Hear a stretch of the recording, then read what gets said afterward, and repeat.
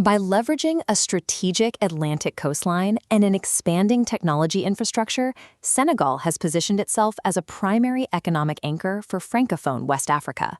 This modernization is flanked by a deep sense of cultural scale.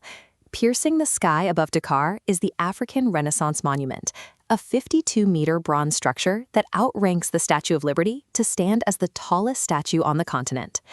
To facilitate international trade, the state maintains a strategic border policy. Citizens of the US, UK, Canada, the EU, and ECOWAS nations bypass prearranged processing entirely, entering visa-free for up to 90 days. For those requiring travel authorization, boarding depends on a streamlined electronic system. But to clear the immigration desks at Blaise Diagne International, every traveler must present a passport with 6 months of validity, a return flight, and a physical yellow fever vaccination certificate. Yet, behind accessible borders and ancestral hospitality, the nation operates on a specific economic structure defined by sharp rental splits and intense seasonal wet cycles. Understanding the reality of Senegal requires looking past standard travel metrics to analyze how the socio-economic mechanics of Dakar actually function. The foundation of Senegalese life is dictated by teranga, a national philosophy of extreme hospitality and mutual respect. That philosophy manifests in the nation's high-energy traditions, dominated by the heavy, polyrhythmic beats of sabar drumming and balax music echoing through the urban plazas. This cultural cohesion helps maintain a stable geopolitical environment. Violent crime is profoundly rare, allowing solo creators to navigate the capital's public spaces during evening hours with confidence. This stability supports a highly accessible street economy. In the local markets, grains, textiles, and fresh Atlantic seafood are traded without the heavy inflation markups found in the corporate enclaves. A clear example of this local affordability is Thieboudienne. For $3 to $6, vendors serve massive portions of this slow-simmered dish, broken, fragrant rice cooked in a concentrated tomato broth and topped with herb-stuffed whitefish and cassava. While this accessible foundation is the soul of the country, it operates largely independent of the high capital industrial tier layered above it. Dakar's economic engine is powered aggressively by its physical exports.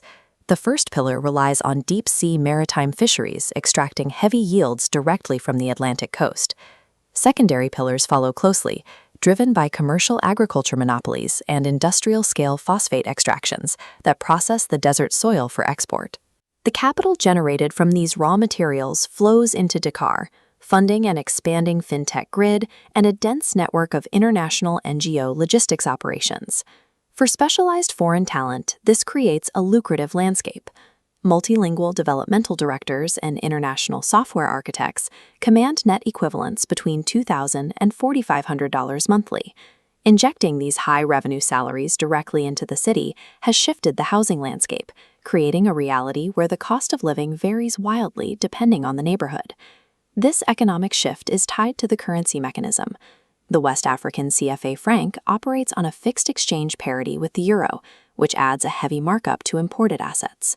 This creates a cascading effect in the housing market. Functional apartments in secondary zones remain accessible at $250 a month, but in elite quarters like Les Almadies or Plateau, the market changes. Modernized, secure condos on the coast often exceed $1,400 a month, targeting the high-earning expat community. The prime setup window is November through February, avoiding monsoons and leveraging cooler trade winds. Supported by a foundation of social peace, this intersection of safety and emerging capital makes Dakar a viable hub for remote work in the region. Would you consider baselining your operations inside this environment, where pink lakes meet a booming digital grid? Let us know in the comments below. This concludes our look at Senegal, West Africa's primary hub for hospitality and growth. Next stop, Serbia, to investigate the rugged tech outsourcing networks of Southern Europe. Subscribe to stay real.